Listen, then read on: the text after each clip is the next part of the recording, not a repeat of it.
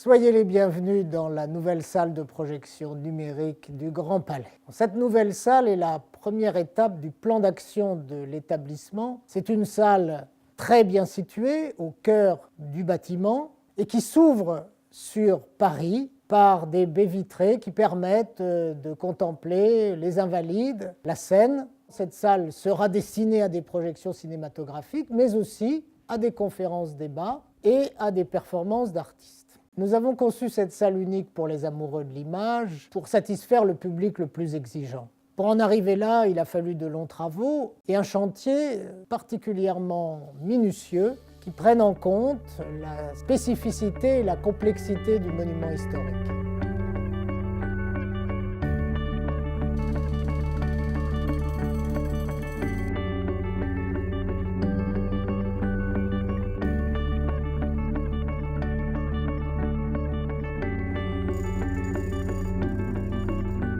C'est un espace qui avait été construit en 1900 en même temps que le reste pour être une grande galerie d'exposition et qui a été réaménagé dans les années 60 pour y accueillir 2 amphithéâtres et des salles de cours. On a choisi, lors des travaux qui sont en cours de rénovation du bâtiment, de conserver un de ces amphithéâtres qu'on transforme en salle de projection, sachant que l'idée vient d'avoir un dialogue, une discussion entre la partie contemporaine de la partie monument historique que l'on restaure pour la première fois depuis 1900. Cette restauration a été faite avec l'aval et le suivi et le soutien évidemment des services des monuments historiques de l'État et réalisée par des corps de métier très spécialisés que sont les compagnons du devoir ou des artisans d'art. Le fait de restaurer le monument, de le garder visible tout en équipant la salle, tout cela a nécessité en même temps une réflexion assez lourde sur la technique, qu'elle ne se voit pas et pourtant qu'elle soit bien présente.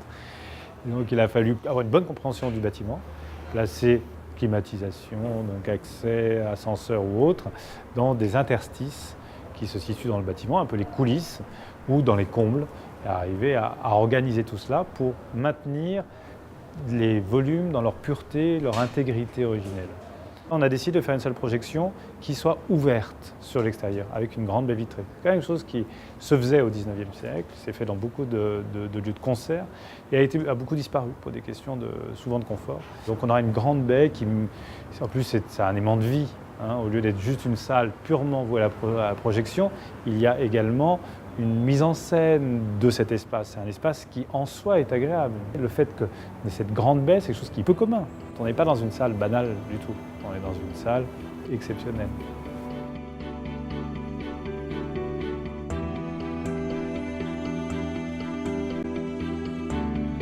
Elle est très chaleureuse et confortable. Elle fait 100 places avec des fauteuils de velours, des murs plaqués de bois. Elle est, sur le plan technique, tout à fait à la pointe avec le seul projecteur 4K numérique de Paris, avec un grand écran de 6 mètres, des enceintes acoustiques 5.1 et un calcul très sophistiqué des différentes conditions techniques d'écoute et de vision par le spectateur.